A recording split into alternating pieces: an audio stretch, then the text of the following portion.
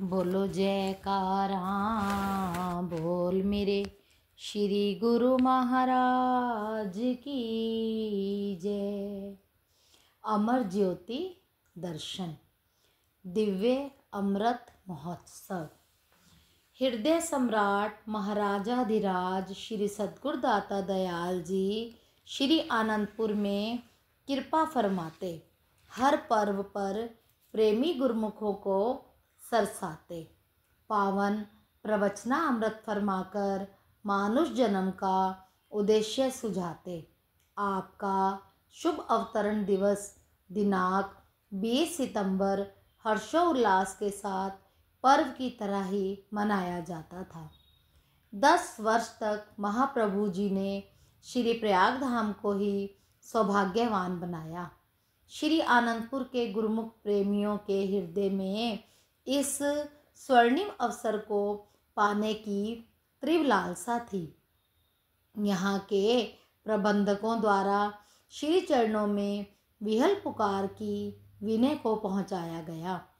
उस समय आपने फरमाया कि पहले तो इस ओर ध्यान नहीं दिया था, अब 1 वर्ष श्री आनंदपुर को कृतार्थ किया जाएगा और 1 वर्ष श्री प्रयागधाम या अन्य जहाँ भी समय मिलेगा वहीं यह सुअवसर दिया जाएगा। श्री आनंदपुर में गुरुमुख प्रेमियों ने विनय के स्वीकार होने पर अंतर्मन में अनुपम असीमित दिव्य आनंद को अनुभव किया। प्राणधन करुणायन महाप्रभु जी के मनोहर श्री दर्शन पाकर श्री आनंदपुर की धरती का कण कण खुशियों के तराने सुनाने लगा। उद्यानों में मयूरों का नृत्य एवं मधुर आवाज स्वयं में भी आकर्षित कर लुभाने लगा। 10 दिशाओं में भेरी मृदंग का सुरताल गुजारने लगा। गुरुमुख प्रेमियों के उल्लासपूर्ण अंतहृदय के वाद्य ने सुर में सुर मिलाकर अपनी भावनाओं को समर्पित किया। इस शुभ वेला में श्री दर्शन खुले और आपने आई हुई समस्त संगत को मानुष जन्म की विशेषता का बोध करवाते हुए श्री वचन फरमाए। यह जीव इस संसार में आया है, इसको मानुष देही मिली है। यह अपने मालिक से वायदा करके आया था। किस मकसद के लिए आया था, इसको महापुरुष समझाते हैं। कौन तलब थी लेकर आया, कौन सी ख्वाहिश मन में, किस कारण तू जग में आया, क्या लगन थी मन में। एक ही ख्वाहिश एक ही तलब जो लाई थी जग में, करूँगा भजन निरंतर तेरा, यही उमंग थी मन में। आकर माया के धोखे में भूल गया सब वायदे, भक्ति भजन को छोड़कर फंस गया विषयों के फंदे। अजो समझ जा संत चिताते, छोड़ अपनी नादानी, भजन प्रभु का कर ले बंदे, सफल बना जिंदगानी। जीवात्मा जब इस लोक में आई तो इसे मानुष जन्म मिला, जो इसकी कितने जन्मों से याचना थी। दीर्घ काल से जीव की यही मांग थी कि मुझे मानुष जन्म मिले तो मैं प्रभु का भजन करूँगा, भक्ति करूँगा। इस मांग के अतिरिक्त इसके दिल में और कोई ख्याल नहीं था, लेकिन माया का इस पर ऐसा प्रभाव पड़ा कि यह अपने सारे वायदे भूल गया, अपने कल्याण का मार्ग भी भूल गया। दुखी से सुखी होने का जो सुअवसर मिला था, माया के भुलावे में आकर उसे भुला बैठा। महापुरुष जीव को सुजाग करते हैं कि तू इसी समय में ही अपनी रूह को मुक्त रूप कर बंधनों से आज़ाद हो सकता है, सच्चे सुख और सच्चे आनंद को प्राप्त कर सकता है। यदि यह अवसर हाथ से निकल गया तो दोबारा हाथ में नहीं आएगा।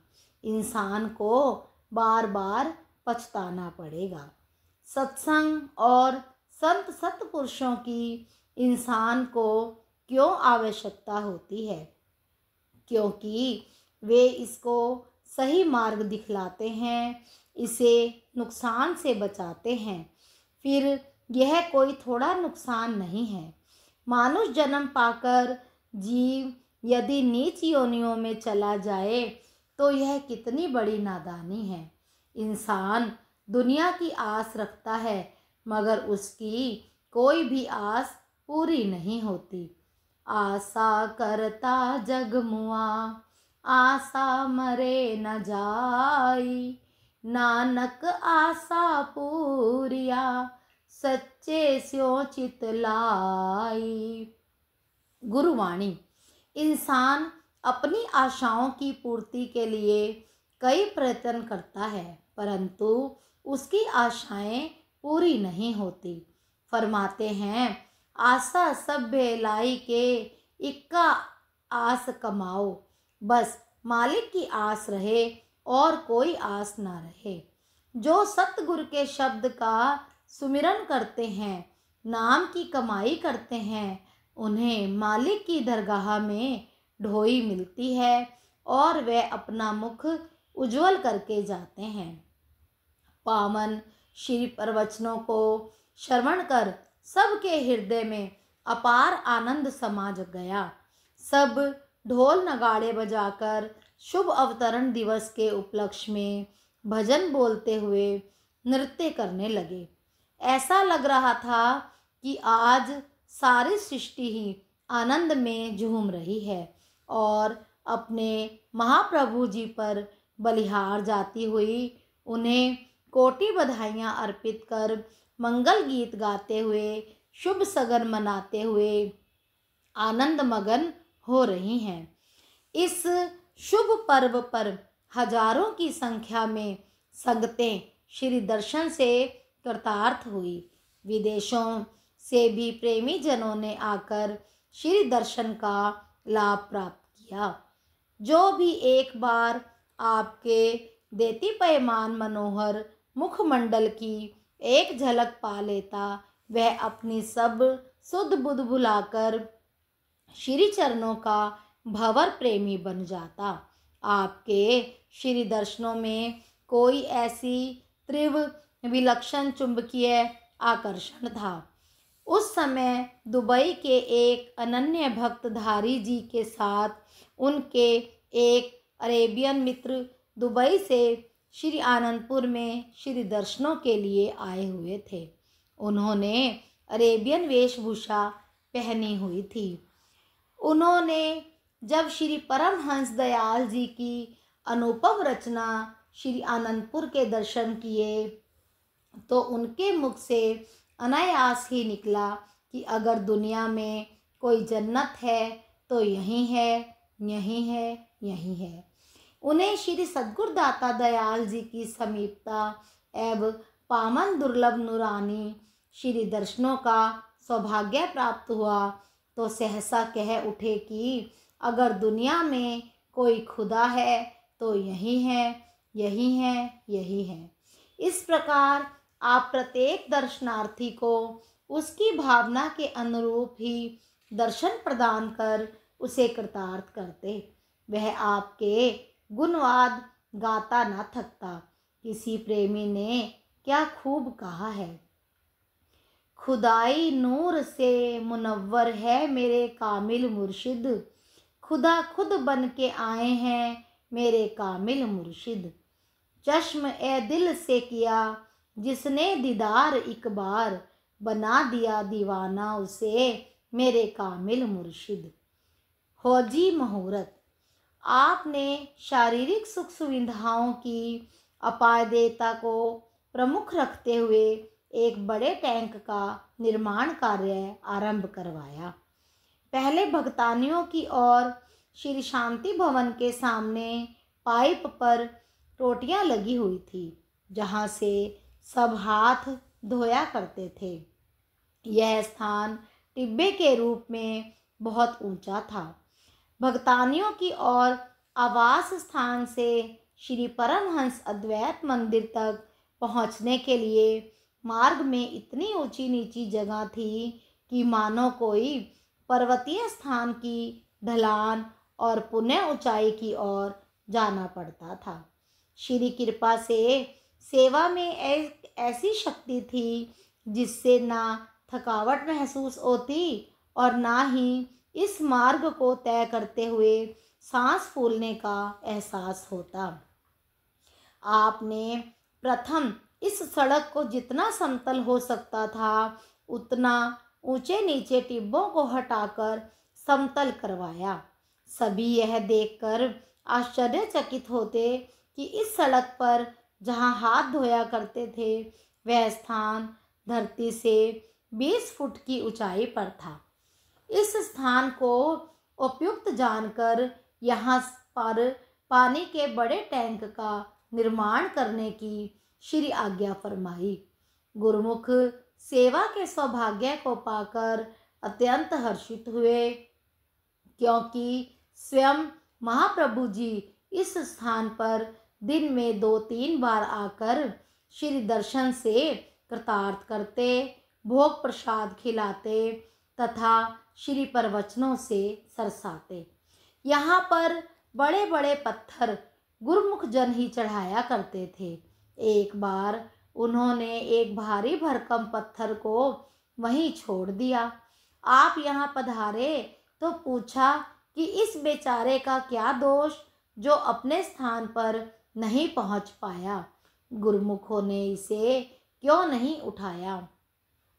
विनय हुई कि प्रभु यह इतना भारी है कि इसे उठाना तो दूर हम तो इसे हिला भी नहीं पाए। आप मुस्कुराते हुए उस ओर गए और उस पर अपना चरण स्पर्श किया। गुरुमुखों को बुलाकर कहा कि इस पत्थर को उठाकर इसे अपने ठिकाने पर पहुंचाओ। श्री आज्ञा पाकर गुरुमुख सेवकों ने जैसे ही उसे उठाया तो ऐसे लगा कि जैसे अब यह कागज से भी हल्का हो गया हो। जयकारा बुलाते हुए उन्होंने उसे ऊपर चढ़ा दिया।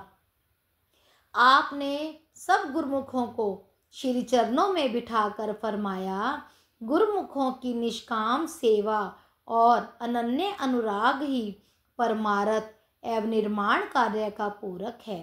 सेवक की निष्काम सेवा से ही स्वामी की कृपा तथा भक्ति की शक्ति मिलती है।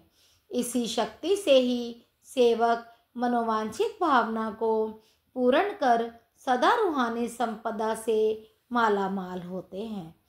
पास में खड़े हुए महात्मा योग सत्यानंद जी ने विनय की कि प्रभु आज तो त्रेता का वह दृश्य सम्मुख प्रदर्शित हुआ है जब समुद्र पर पुल बनाया जा रहा था और पत्थर लुढ़क लुढ़क कर पुल में लगने के लिए पहुंच रहे थे।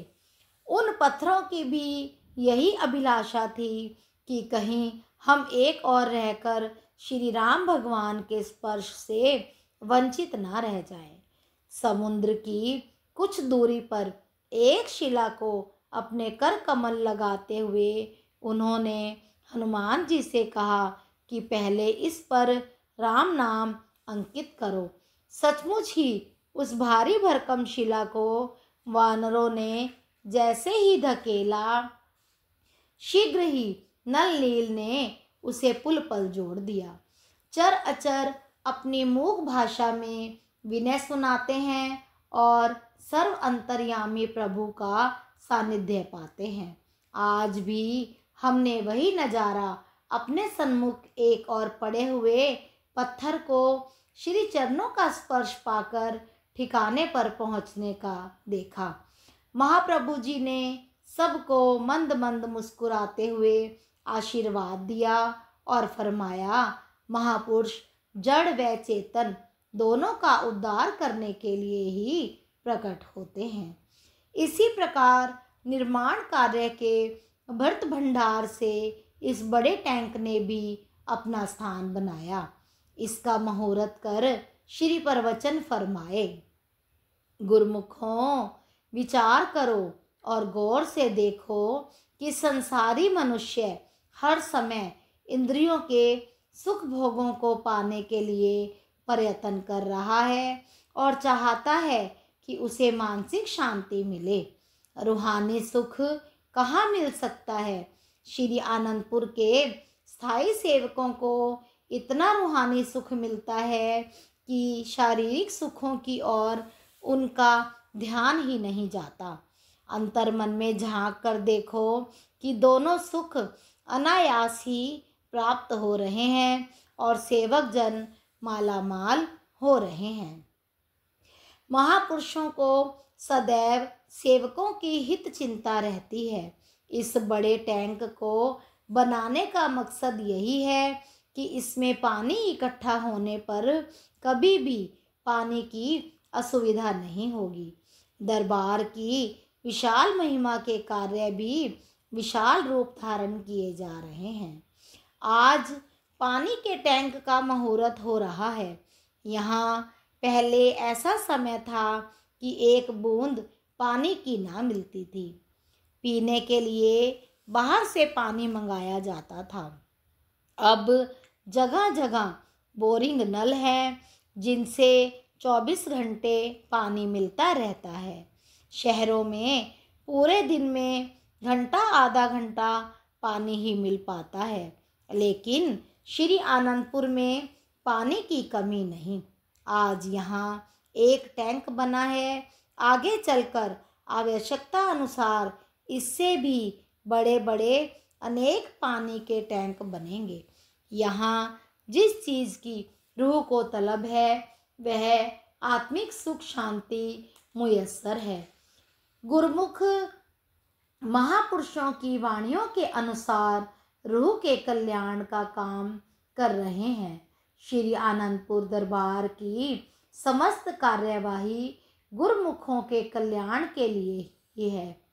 सब कुछ बरतते हुए भी वे इसे श्री गुरु महाराज जी का समझकर मोह माया के बंधन से छूट जाते हैं। वे आपा भाव को मिटाकर काम क्रोध के गलबे से बचकर सेवा में रत रहकर आत्मिक लाभ कमा लेते हैं और जीवन को हर प्रकार से सुख रूप बना लेते हैं। महाप्रभु जी का खेल, गुरुमुख प्रेमियों की भावना का मेल, सहयोगी बन कुदरत ने अचंभा दर्शाया। सबने अपने सन्मुख दृश्यमान कौतुक का भरपूर आनंद पाया। 3-4 बड़े बड़े पाइपों से पानी टैंक में भर रहा था।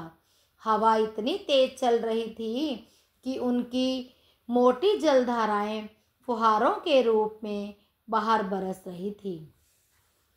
गुरुमुखों के दिल में एक चाह उठी कि महाप्रभु जी कर कमलों में पाइप थामकर आज श्री तृतीय पातशाही जी के श्री आनंदसर में प्रथम श्री दर्शन की लीला दोहरा दें।